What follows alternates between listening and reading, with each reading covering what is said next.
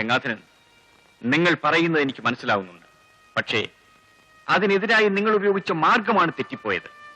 പുഴുക്കളെ പോലെ മനുഷ്യരെ നിങ്ങൾ ചുട്ടരിക്കുന്നു. എന്നിട്ട് പുരോഗമനം പറയുന്നു. നിങ്ങൾക്ക് സമൂഹത്തിന്റെ വെറുപ്പ് മാത്രമേ നേടാനാവൂ. മരണഭയമില്ലാത്തതുകൊണ്ട് മാത്രം ഒരാൾ ധീരനാവുന്നില്ല. സമൂഹത്തിന്റെ നന്മയ്ക്ക് വേണ്ടി ഉറച്ചു നിൽക്കുന്നതാണ് ധീരത. നിങ്ങളെ തിരുത്തുന്നതിന് വേണ്ടി എന്റെ ജീവൻ നഷ്ടപ്പെട്ടാലും എനിക്കതിൽ അഭിമാനമേ ഉള്ളൂ. ഗംഗാധരൻ, നിങ്ങൾ ഈ വഴിയിൽ നിന്നും പിന്തിരിയണം. ഇനിയും നിങ്ങൾക്കൊരു ജീവിതമുണ്ട്.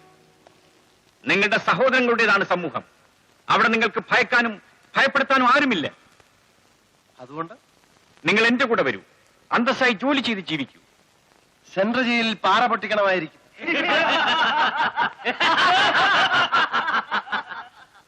നിങ്ങൾ എന്നെ വിശ്വസിക്കൂ. എങ്ങനെ വിശ്വസിക്കണമെന്നാണ് പറയുന്നത്? ഞങ്ങൾ കൊള്ളക്കാരാണ്, കൊല ചെയ്തിട്ടുള്ളവരാണ്. നിങ്ങളുടെ നിയമം ഞങ്ങൾ വെറുതെ വിടില്ല. കോടതിയും ജയിലും കൊലക്കാരുമാണ് ഞങ്ങളെ കാത്തിരിക്കുന്നത്. നിയമം ശിക്ഷിക്കാൻ വേണ്ടി മാത്രം ഉണ്ടാക്കിയതല്ല, മനുഷ്യ രക്ഷിക്കാൻ കൂടിയാണ്. നിങ്ങളുടെ തെറ്റ് തിരുത്തുമെങ്കിൽ കുറ്റങ്ങൾ പൊറുക്കാനും പുതിയൊരു ജീവിതം നൽകാനും ഞങ്ങൾ ഒരുക്കമാണ്. ഇത് രണ്ടും നടക്കുന്ന കാര്യമല്ല. ഞങ്ങൾക്ക് ഈ ജീവിതമാണ് പഴക്കം. ഞങ്ങൾ ഇവിടെ സുരക്ഷിതരാണ്, സംതൃപ്തരാണ്. അല്ല, ആയിരുന്നെങ്കിൽ നിങ്ങൾക്ക് വേണ്ടി തോക്കു ചുമന്ന് കൊള്ളയും കൊലയും ചെയ്ത് ജീവിച്ച നിങ്ങളുടെ കൂട്ടുകാരനെ നിങ്ങൾ അന്ന് കൊല്ലുകയില്ലായിരുന്നു. അതെ ആന്റണി,